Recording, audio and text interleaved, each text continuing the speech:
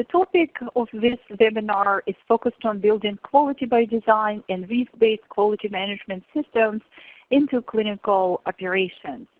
We will review common inspection findings. We'll look at comparison of conventional clinical trial monitoring practices versus risk-based monitoring practices, and move forward with discussion how to build quality by design and quality management systems into clinical site operations.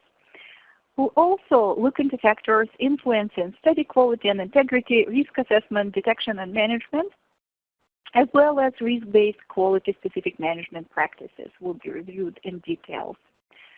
The report of common inspection findings came available for 2017 for clinical investigator sites. In the U.S., there were 701 inspections conducted, and they did emphasize certain findings concerning failures to follow investigational plan, agreements, and regulations of both, protocol deviations, inadequate record keeping, inadequate subject protection with regards to informed consent issues and failure to report SAEs, inadequate accountability of investigational product, and inadequate communications with IRB.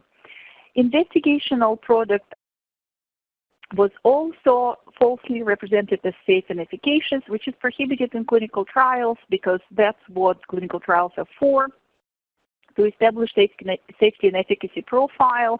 However, until it's done, claims that it is safe and efficacious cannot be made. In terms of international inspection findings for 2017, there were 174 inspections conducted. Inspectors also found protocol deviations, inadequate subject protection, inadequate accountability of investigational product. The future of FDA and EMA inspections will focus on IRB reporting, disclosure and proper documentation of adverse events, drug and device accountability, delegation of investigator responsibility to study staff, foreign clinical trials, and conflict of interest. It is important to know what the findings were in order to cater monitoring practices to address these issues, and to know what potential focus of inspectors would be also helps us to build more robust monitoring practices and implement quality control and quality assurance systems. In August 2013, there were general procedural recommendations issued by the FDA regarding monitoring practices. These recommendations delineate on-site monitoring practices requirements versus centralized or remote monitoring. Standards for checks of ranges and consistencies, for completeness of the data, and unusual distribution of data between sites were discussed.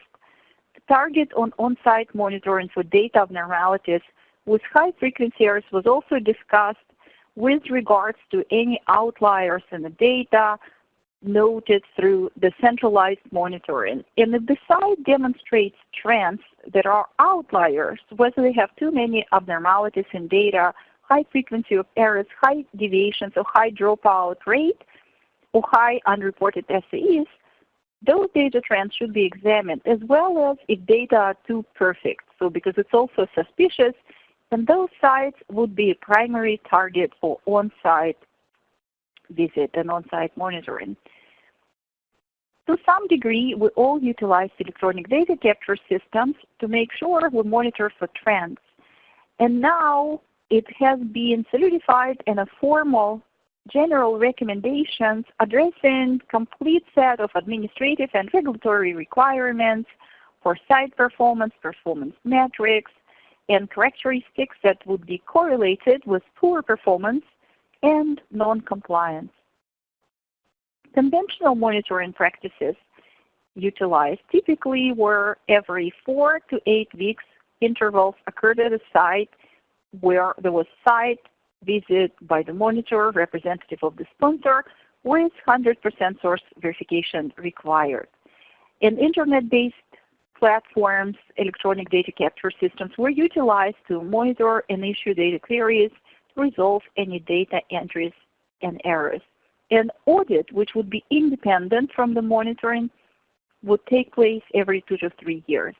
It is, however, interesting to note that in regulations, nowhere the range at which interval monitoring should occur was ever noted. If you look at the current ICH GCP guidelines and old GCP guidelines, you can clearly see that the monitoring was called to be conducted at adequate intervals. So the key word there is adequate. It never actually specified that range of 4 to 8 weeks. It's just how it is evolved this time, but however, it's not stated as such specific requirement.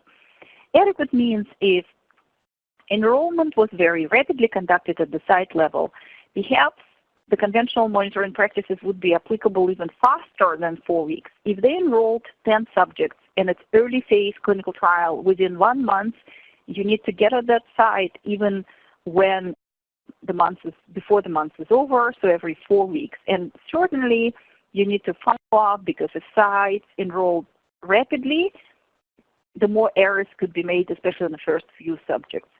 If there's nothing going on, there's no enrollment, there are no outstanding issues or patterns identified in the DC platforms, perhaps you can go all the way until 8 weeks and not to visit that site.